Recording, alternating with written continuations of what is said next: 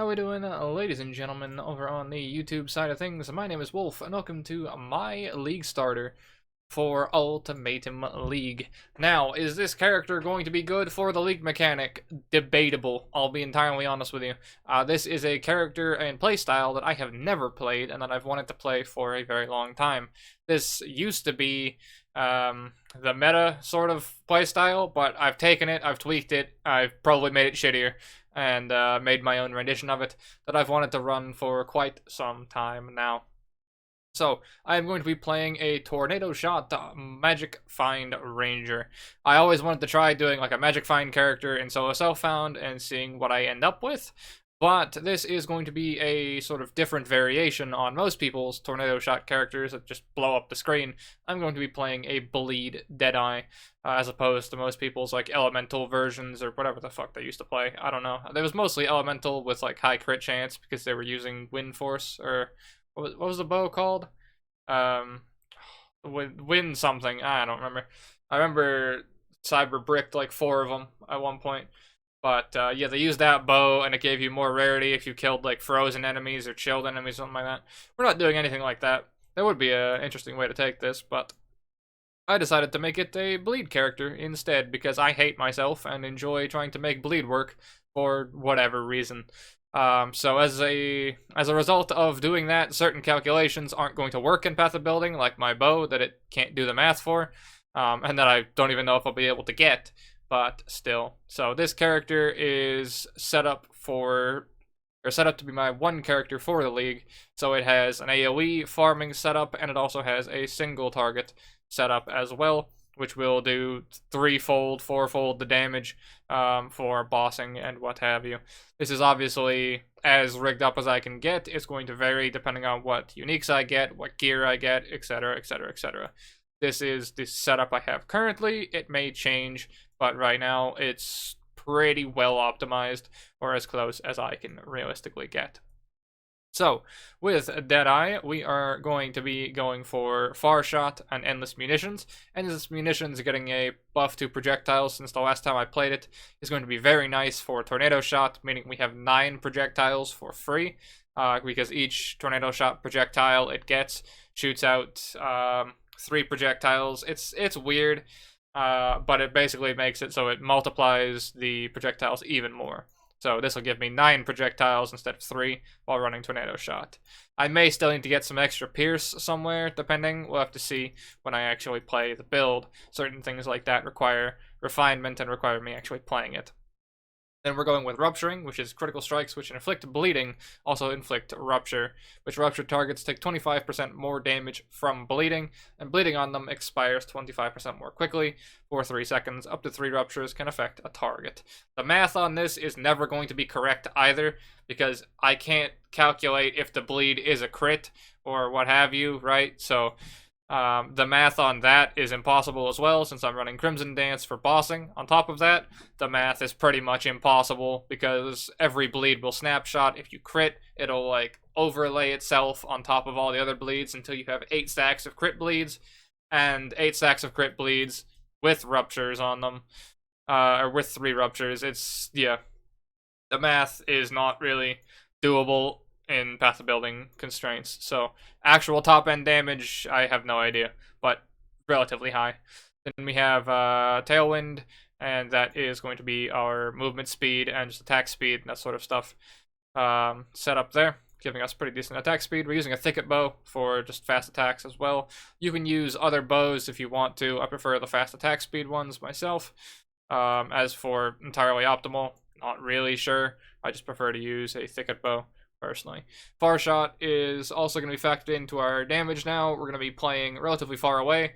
Far Shot also, if I remember correctly, the math's applied to where the projectile is rather than to where you shoot, which means when the Tornado Shot projectile goes off the fucking screen and hits something, whatever it hits off the screen is going to get the maximum Far Shot bonus because it's on a different screen. So that's very useful for Tornado Shot. So yeah, on to the skill tree. The skill tree is a bit finicky because once I decided to go bleed, I realized how screwed over I was, because they took the bleed chance off of rupturing. There used to be 25 or 35% chance to bleed on here, and that's gone now, which kind of sucks. So as a result, we have to do very niche things, which means getting bloodletting for bleed chance, getting the bleed chance on this node, getting the bleed chance on all the other bow stuff, wherever the fuck it is. Let me just do this for you. We have, like, chance to bleed here. We have chance to bleed here and here. We have chance to bleed in here. What else do we have? There was some more somewhere. And then we have to use the bleed chance on the red gem bleed chance as well, to be able to get to 100% bleed chance, which is a bit finicky.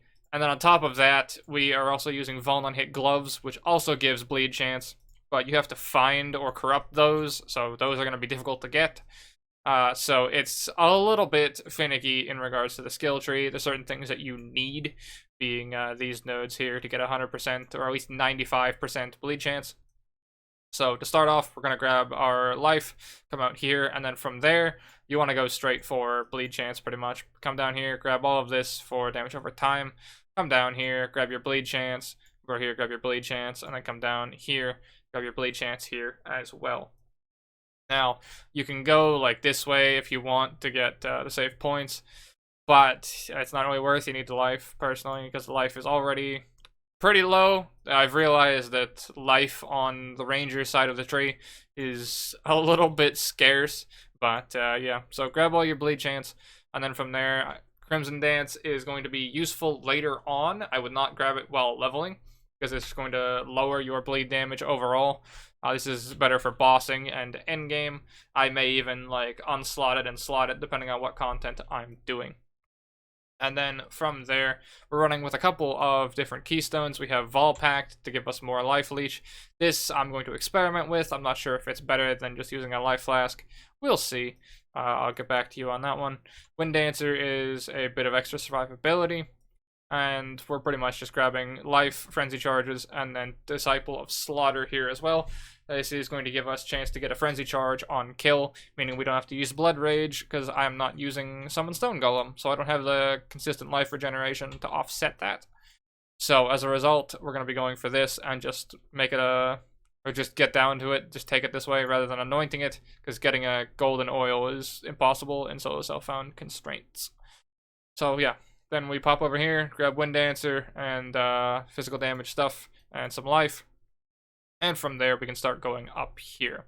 Now is where things get even more interesting, because Perfect Agony is going to give us a nice modifier to damage. This is going to make it so Crit Strike multiplier will apply to damage over time multiplier for ailments from crits at 50% of their value. That's a fucking mouthful. Basically, crit damage equals bleed damage. Yeah. So I've yet to decide if going full crit multi is like better damage-wise. Not entirely sure yet. I will still tweak this and it'll depend on what I get, how much crit multi I get on my gear, all that sort of stuff, on how useful this actually is. But so far, it's just a flat damage increase. So grab that. Then there's more life and more life here, and a bunch of extra damage stuff. Crit chance, damage over time. This is a very good node for crit chance and crit damage in combo with Perfect Agony. Another Frenzy Charge over here. Depending how fast you want to go, it may be more optimal to grab the Frenzy Charges first, while like speed clearing, while doing speed blood aqueducts or low tier maps, because the Frenzy Charges will give you movement speed, right? So what I'm going to probably do is get the Frenzy Charges and enough damage, and then aim for like 30% move speed boosts and just try to go as fast as possible, because this is a speed clear character. And then we want to head over to this side, grab all of the damage over time stuff, crit chance stuff, and what have you. And then we want the life here, all of the bow bleed here, the bow bleed here, and then we have acrobatics for a chance to dodge attack hits. I'm also considering getting these 3 points here to put me up to 80% dodge. Essentially, I have 48% evade, and I have 30% attack dodge, which is going to give me 80% chance to dodge generally, which is pretty decent survivability wise. Obviously, in an Ultimatum, everything's spawning around you all the time, so it's going to be a little bit brutal. I don't know how that's going to go, but I do have other builds on the channel that are more suited towards Ultimatum. if you're looking for that, I'd recommend my Vortex Occultist, which should be coming out, or be out by now. Yeah. Alright, skills-wise, we are running Tornado Shot with chance to bleed, and all of the bleed extra affixes, basically. Brutality means you don't want any chaos or elemental stuff, so you lose out on some damage there. You can mix and match this if you want to try and go a different way, obviously. That's not the end-all, be-all. And then the Puncture, you would just swap in Puncture and Tornado Shot, depending on what you're doing. You'll just keep it in your inventory. Or you could do a weapon swap if you're rich enough to buy 2 good bows. Or, what else could you do? You could put it in a 6-link in the chest piece, I guess. It's also a possibility, but yeah.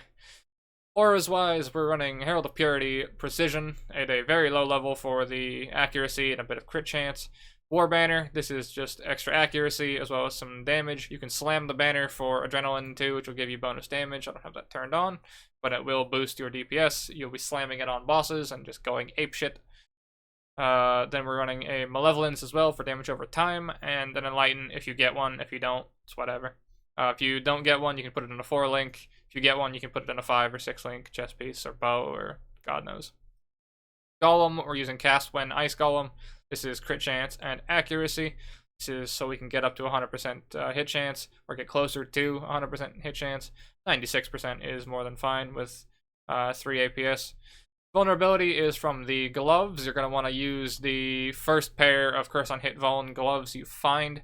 If you haven't seen my video on how to get a corrupted 6-link chest piece, I would recommend watching it. That should be in the description somewhere, I assume, if I remember correctly. And that method will be the exact same method to get Curse on Hit Vuln gloves. Basically, do every red side area in Blood Aqueducts, do every single, like a Zeri map piece, just 1 by 1 by 1 by 1, and just spam farm them over and over again. And keep an eye out for Curse on Hit Vuln gloves. You can use shitty white ones, it doesn't matter. The damage bonus they're going to give you is going to be too insane. Once you get this, you can also take out the 1 point over here, and you'll still retain 100% bleed chance. So you get 1 point to work with for whatever the fuck you want, really. Yeah, also grab this 1 point here for Mana Leech. It will solve all of your mana problems, which is why we go down this way first. Because once you get that, then all of a sudden leveling is a lot easier. And then for some reason it keeps making a Mirage Archer. This is pointless. And then here we're using Enduring Cry and Steel Skin with Blood Magic. The reason I'm using Blood Magic is because my unres mana is more than fine to use this. Are captured. As I get a Twitch follow mid-recording, figures.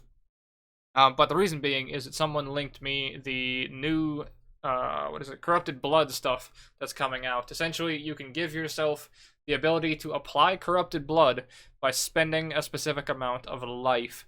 Now, I don't know how good that's going to be or how useful that's going to be, but it's added bleed damage to a bleed build, so I'm going to try it and I'm going to mess around with it. Thing is the way it works. Let me see if I can find it. It should be somewhere in my chat here. Let me just pull this fella over right here. Corrupting Fever. Draw out your own blood, the power buff, letting you inflict corrupting blood debuff on enemies you hit, dealing physical damage over time for a shorter secondary duration. Buff's duration will be refreshed if you spend enough life before it expires. Base duration is 6 seconds, and then it'll deal damage scaling up to like level 20, right? The buff duration is refreshed if you spend a total of 26 life. So basically you put this up, and then every time you use Steel Skin, it'll spend, 16 life. Enduring Cry will spend 19 life, what have you. You could do Dash with Blood Magic to spend life on that as well, to keep this just ticking perpetually, or trying to, anyways. We'll see in practice when I get my hands on the gem, how useful it is, how good it is, what the damage is like, etc, etc. I'll get back to you during the build progression series, and we'll see how the new stuff does. But yeah, that's why these have Blood Magic. You could alternatively just not use that if you're not going to use the Corrupting Blood stuff. But I'm going to mess around with it a little bit and see how it goes. Itemization-wise, I have the God Bow, which you'll probably never get, because I'm probably never going to get. Delve Bleed Fossil is going to be how you get the chance to bleed inflicted with this weapon, deal 100% more damage. You're probably never going to get that, because I have not gotten it in the 3 leagues I've played a bleed character, but I also didn't do, darkness farming, because I'd rather cut my dick off with a spork than do darkness farming. But it's an end goal piece if I feel like playing the character that long, so that is quite useful. Otherwise, you want a bow with damage over time multiplier and crit chance and crit damage wherever you can get it. Crit multi is obviously just going to be a flat bleed increase as well for the build. So, yeah, simple enough, right? I prefer to use faster attack speed bows. You can use slower, harder hitting bows if you want to. This is based around speed clearing, so higher APS means more shit die. But yeah, late game bossing, it might be better to have a heavy hitting bow to stack higher damage bleeds instead. My stream disconnecting? Oh well, my internet's a pain in the ass. Whatever. Such is life, I suppose. Bow, I'm using a Hunter's Quiver. Chances I get a Hunter's Quiver are very low, but whatever. Any combination of damage over time, physical damage over time, added fist to attacks, crit multi, that sort of stuff. Anything you can manage in that regard is going to be useful for the character. Crit chance base quiver, if you can. Projectiles pierce an additional target quiver might also be really good for speed clearing, depending. I need to see how useful pierce is, or how needed pierce is, rather. Thanks, OBS, for being a pain in my ass. But yeah, we'll need to see how useful the pierce is, or how needed it is in the speed clearing sort of side of things. Then we are going for a life resist helmet with rarity wherever I can find it, because it's supposed to be an MF character. I've never played an MF character, so just rarity wherever I get it. Chest piece with life, evasion, and resists. Assassin's Garb for movement speed. Probably going to be using some shitty, like, 6-link corrupted piece of trash, but still. Gloves with vulnerability on hit. Doesn't matter what pair, because you're corrupting the implicit, so, you know. Yeah. 30% move speed boots, 35% if possible, probably not, but 30% move speed boots, probably good with rarity. And then a necklace with all attributes, probably, depending on your attribute situation. Physical damage, crit chance, crit multi, life, rarity, any of the above is nice. Anoint, we're going to want cleaving. Yes, I know it's retarded, but it's the highest damage you can get, because bleeds you inflict deal damage 15% faster is, like, insane, and it's the only mod of its type, realistically. So, as stupid as this Anoint sounds, because of the bleed inflicting faster, it's actually the best one you can get. So, yeah, Anoint that fella for a nice damage bonus. And, yeah, like I said, any of the combination is quite nice. And then for maximum damage and optimization, you want steel rings for added flat damage. I will probably use the gold rings, or like magic find rings, while getting to endgame in an attempt to get steel rings to drop, because these don't drop until like T10 plus reliably, something like that. So I'll probably just use 2 gold rings and roll like fist to attacks, life, rarity, some form of resistances, and then pray for steel rings, more than likely. And then Stygian Vise, I don't know why I said that so weirdly, is your required belt, because it allows you to get a Searching Eye Jewel with chance for Onslaught on kill, which is basically a requirement for speed farming, because it's just so much faster. Searching Eye Jewel is the best one to go for, because its pool of rolling shit is lower in regards to getting the damage over time multiplier 1. What you want to do is you want to roll this with alterations until you hit this exact combo of damage over time, onslaught on kill, or anything along these lines. Like bow fizz to attacks is also decent with onslaught on kill, or max life with onslaught on kill. And then you want to regal it and see what you get. So don't stop until you get either of those modifier sets, and then throw that into the belt, and you are good to go. Belt, you want to get increased damage with ailments or global fizz damage wherever you can get it. I think the increased damage with ailments is a delve mod, but still, let me check. Yes, it is. So if you manage that, good. If not, whatever. Just go for fizz damage or just life, tri-res, any sort of combination of all of that. Also, enchantment is just going to be whatever the hell you can get. You can manage a tornado shot enchant for plus projectiles, you're pogging. Or just damage, or anything that affects the build is nice. I hate doing Labyrinth, and Labyrinth hates me, so whatever you can manage. Flasks, you want a crit chance flask, flat damage flask. Quicksilver with bleed removal is what I generally go for, or an adrenaline. Quicksilver flask is probably better for speeds. And then a granite of freeze removal, so you don't die to freeze lockboxes, like I have many a time. And then the third flask is whatever the hell you want. There is like a perfect agony flask or something. Imagine like a type. It's somewhere in there. I don't know. This one. Grants perfect agony. No, I don't think that's worth it. Never mind. I was thinking that could be useful for like the perfect agony buff, but not worth in the slightest.